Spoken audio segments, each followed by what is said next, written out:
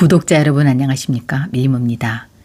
그동안 손꼽아 기다렸던 미녀와 순정남 37회 드디어 어제 방송됐습니다. 36회 엔딩씬이 너무 궁금증을 불러일으켜 파리올림픽 중계방송으로 인해 기다리는 시간이 더욱더 길게 느껴졌을 겁니다. 37회에선 공진단이 결국 진상구의 아들임이 드러나고 진택은 수연과의 이혼을 취소하고 그리고 돌아가 과거 기억의 일부를 되찾는 모습이 그려졌습니다. 구독과 좋아요를 눌러주시면 그 따뜻한 마음이 여러분을 부자로 이끌어줄 겁니다. 필승은 이제 고고엔터의 대표가 돼 가족들의 응원을 받으며 첫 출근을 합니다. 지영은 지난번에 찍은 장미의 집이 대박나면서 인정받는 배우가 되고 있습니다. 지난 36회에선 공진단 출생의 비밀이 나오려고 하다 끝났는데요. 진상구는 애교에게 비즈니스 잡지의 표지 모델로 나온 공진단의 사진을 보여주며 우리 아버지 젊었을 때 모습과 너무 닮지 않았어? 혹시 우리가 마지막 이별 여행 때 생긴 내 아들 아니야? 라고 묻습니다. 이때 일행들과 카페에 왔던 공진단이 홍혜교를 보고 엄마 라고 부르며 나타납니다. 공진단은 카페에 왔다가 엄마가 웬 아저씨랑 다정히 붙어앉아 희희낙낙대고 있으니 뭐야 저 아저씨 누구야? 라고 못마땅한 얼굴로 묻습니다. 이에 홍혜교는 저 할머니 아는 분 아들인데 보험 하나 들어달라고 해서 사인하고 있었어 라고 둘러댑니다. 그런데 진상구의 말을 들은 애교는 무슨 소리냐며 펄쩍 뛰며 아니라고 했지만 집에 돌아와 곰곰이 생각해보니 혹시 그럴지도 라는 의심이 점점 듭니다. 홍혜교가 알면서 속인 게 아니라 이때까지 까맣게 모르고 있었다는 건데요. 참 이런 면은 이해가 안 되는 장면이기도 합니다. 홍혜교는 두 사람이 머리카락을 가져가 유전자 검사를 해보는데요. 진상구의 예견대로 공진단은 상구의 유전자와 일치하는 걸로 나옵니다. 결과지를 받아들고 애교는 순간 너무 당황스러웠지만 이건 혼자만의 비밀로 간직하기로 결심합니다.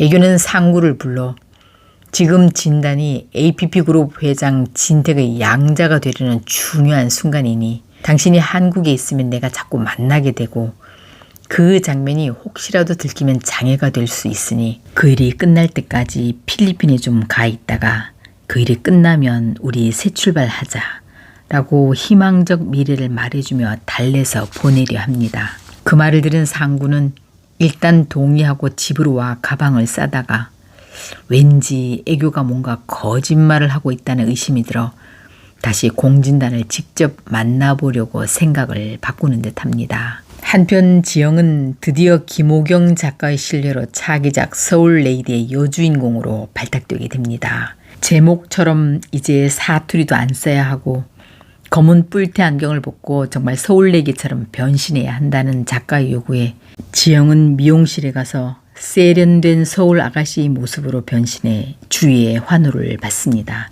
지영은 점점 다가오는 공진단으로부터 자유롭고 싶어서 드라마 제작사의 출연료 선지급을 어렵게 부탁하고 필승의 배려로 돈을 먼저 받습니다. 지영은 그 돈으로 공진단에게 빚을 갚아달라고 백미자에게 부탁하지만 백미자는 빚을 갚긴커녕 그 돈으로 집을 얻으려고 공진단에게 보내지 않습니다. 이를 알고 화가 난 지영은 백미자에게 아줌니 정말 내 엄마 맞아요? 돈 때문에 내가 공 대표님 만났지만 아무리 노력해도 마음이 안 가고 너무 힘들어요. 그래서 제가 그 돈 갚겠다는데 아줌니가 왜 안 주고 있어요? 라며 감정을 폭발했고 이에 백미자는 그 사람이 우리를 도와줬는데 싫어도 조금 참고 만나면 되지 뭐가 힘드냐고 말하며 지영의 힘든 마음을 알아주긴커녕 오히려 원망의 말을 합니다. 그 상황을 보게 된 도식과 도준도 그제서야 지영이 엄마의 사채빚 때문에 또 이런 사달이 난 걸 알고 충격을 받아 한바탕 난리가 납니다. 그래도 도준과 도식 덕분에 그 돈을 갚고 두 아들은 자신들이 책임도 느끼며 함께 나머지 빚을 갚기 위해 지영을 빨리 공진단으로부터 자유롭게 해주기 위해 도식은 택배 일을, 도준은 밤에 대리운전 알바까지 더 열심히 일하게 됩니다. 한편 공진택은 테니스를 치다 한쪽 팔을 다쳐 기부스를 하고 오는데요. 왜 갑자기 공진택이 팔을 다치는, 그것도 오른쪽을 다쳤다는 장면을 넣었나 보니 수연과의 화해를 이끌어내기 위한 작가의 설정인 듯 보이네요. 오른쪽 손을 쓸 수 없는 형편이 된 공진택을 본 수연이 밥 먹는 거, 로션 뚜껑 여는 일, 넥타이 매는 일 하나하나 다 도와주게 됩니다. 다음날 불편한 상황에서 밥 먹기 어려워 굶기라도 할까봐 도시락을 싸온 수연에게 진택은 나 이혼 취소했어. 당신이 나 속인 거 생각하면 밉고 꼴도 보기 싫지만 나 당신 없으면 안 될 것 같아. 그러니까 당신 내 옆에서 평생 미움받으면서 살아 라는 우회적 표현으로 아직도 당신을 사랑하고 있다는 자신의 마음을 표현합니다. 엄마 아빠가 이혼하지 않게 됐다는 사실을 알게 된 마리는 뛸 듯이 기뻐 이 소식을 소금자에게 전하러 옵니다. 한편 지영은 대본에 나오는 액션을 배우기 위해 액션 스쿨에서 연습을 시작합니다.